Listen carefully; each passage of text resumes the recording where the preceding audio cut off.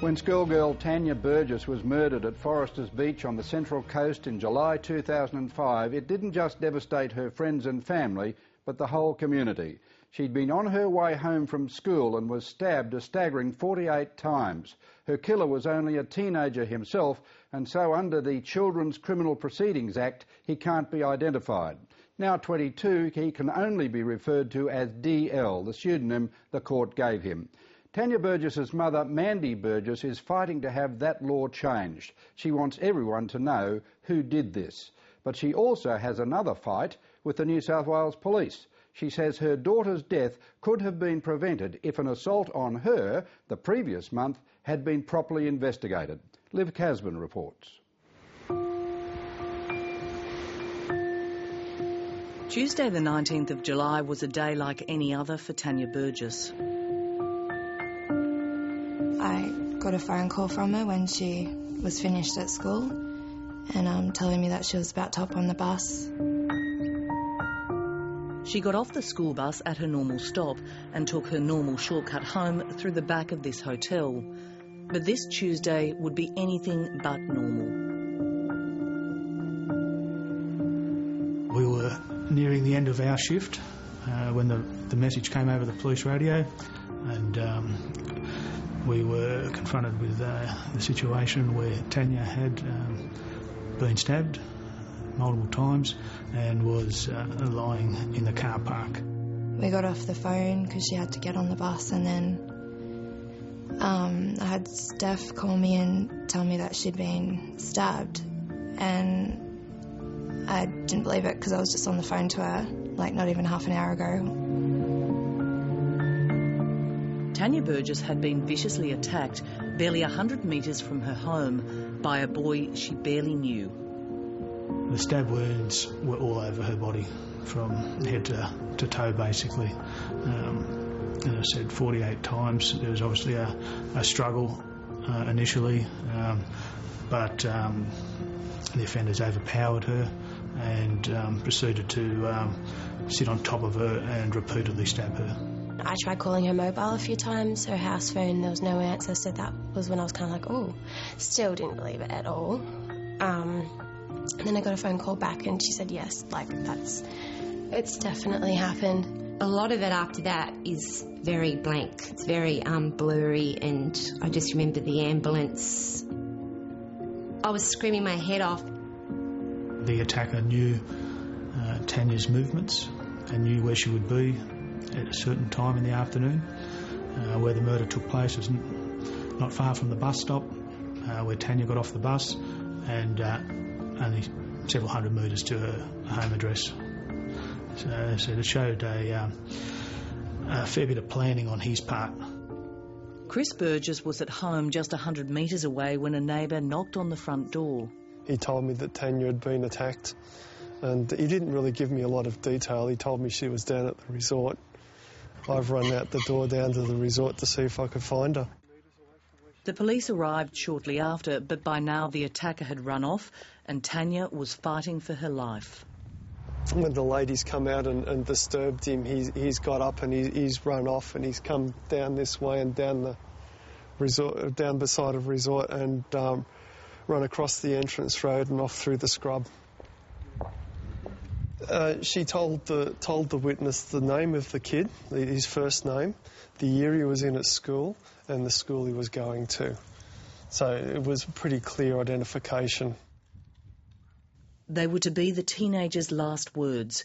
It didn't take long before her murderer was arrested. He was a 16-year-old schoolboy known to Tania and her friends. Because of his age, he cannot be named. He declined to be interviewed, and throughout the trial he didn't give evidence. So as to why such a brutal attack has occurred, police have been baffled. We've been able to establish through some lines of inquiry that he may have been infatuated with Tania and that he had been rejected. She never really said anything about him. I mean, they weren't dating, he didn't ask her out, she didn't reject him. It was basically she knew as much of him as what we did. Just that he was in the year above us at school, that he used to catch the same bus, and that as school kids we used to all joke around on the bus. Yeah, it's not like there was ever a particular moment that anyone would be like, oh, you know, that's going too far, or he was never ever brought up in conversation to either one of us. It's so unexpected. The teenager's trial was told he was someone who wouldn't hurt an ant and had no previous convictions. Did he ever show any signs of being violent? Not that I'd seen. Not at all. Not really. A teenage boy will spend at least 17 years behind bars for the stabbing murder of A jury took just 90 minutes to find him guilty. The boy, who can't be named for legal reasons, maintains his innocence. Psychiatric opinion varied on the teenager's mental health, but the judge concluded something must have snapped.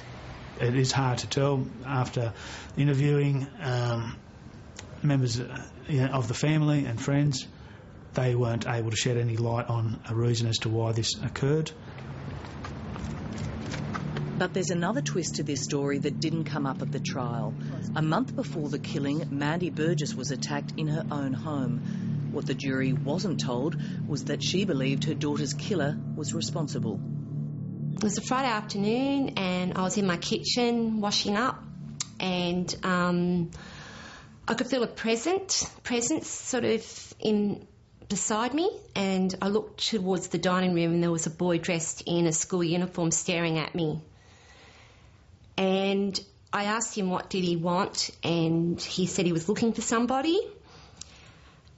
He seemed a bit dazed. He seemed a little bit sort of not with it, and he started walking around my house in circles, and I said, "Are you sure you've got the right house?" And then he started attacking me and punching me and viciously assaulting me. And I remember him pushing me towards the wrought iron mirror in the foyer, and that came down on top of me. Do you believe the two attacks are linked?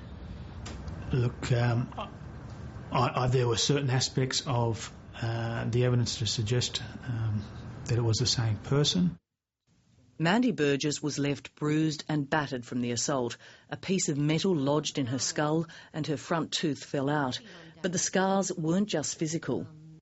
Emotionally, very scarred from it, since it's connected to what happened with Tania. It's left me with a lot of personal scars, yeah. And you have no doubt that your attacker was the same boy who, a month later, murdered your daughter? No doubt whatsoever. She has identified him, and even seeing him in court, she knew exactly who it was. So yeah, I'm satisfied that it was him. How do you think the police handled the investigation of your assault? Very poorly. Bus cameras weren't checked on the day of the attack. There was a lot of time delays, weeks later, before I'd actually got sort of any kind of answers back for them, what they'd done. The identification process was probably the worst. There's 17,000 police. If the department had known that a month after this, if this matter stood unsolved, a child would die, then probably all 17,000 police would have worked on that one particular matter. But no one could foresee that. Mandy Burgess took her complaints about the police investigation to the New South Wales Ombudsman. He agreed with the police assessment that the investigation was adequate but could have been handled better. The investigator, 3 days after the event, tried to obtain photos for an ID. There were issues in relation to the obtaining of those photos. There's legal issues still in relation to that. However, even when we obtained the photos, the witness wasn't able to do a correct identification. We could have done this better. We could have. We can always do things better. We strive to do things better, but this was adequate. I believe there was some significant differences in the photos that she was originally showed to the boy's actual look at the time, due to the duration from the photos in the yearbook to his, at that stage, present appearance. The Ombudsman agreed with the DPP that there wasn't enough evidence to charge DL with the assault. 6 years on, Mandy Burgess still wonders what would have happened if the police had investigated her assault more thoroughly. I believe that Tania would be alive today. I believe that he could have been found in that 4 weeks, and it more than likely would have prevented the murder of Tania. Mandy Burgess has her own theory why her family was targeted, but because the claims were never tested in court, the ABC can't broadcast them. Tania Burgess's killer was sentenced to a minimum 17 years jail. When he qualifies for parole at the age of 33, his identity will still be protected. But Mandy Burgess wants her daughter's killer named. He doesn't get to own that he's a murderer, because that's what he is. He's a pure murderer. His name's not connected to being a murderer. And that is so totally unfair. Unfair in the juvenile justice system, and it's unfair for the victims. There's a lot of people out there that believe exactly the same as what I do. The name needs to be publicised, and he needs to own what he did. And the people have a right to know who he is. I think that he should, because he's over 18, he should actually be identified with the crime that he's committed and take responsibility for it. Because at the moment I see him just being called DL just removes all the responsibility from him. They're old enough, 116, to get married. So I asked the authorities, what are we protecting them from? With DL, it was the case of he committed the most heinous of crimes, the most brutalist of crimes, and yet we're still protecting him. Whilst a juvenile detention centre, he still caused problems, and it was once he caused problems there that he was then transferred to an adult jail. Mandy Burgess is now working with the Homicide Victim Support Group to try and deal with the ongoing trauma of her daughter's murder. It's all bottled up in there, and you can't talk about what happened to people. I haven't been quite capable of talking much about Tania's death up until this year that we've moved back to Sydney. It's virtually a new beginning for us. But no amount of support can ever heal the damage caused to the Burgess family by this horrific crime. I have memories of a little girl.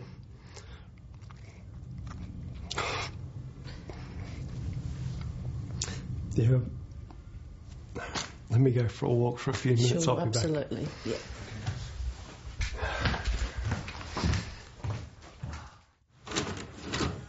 Happy birthday to you. Hip hip hooray. Hip hip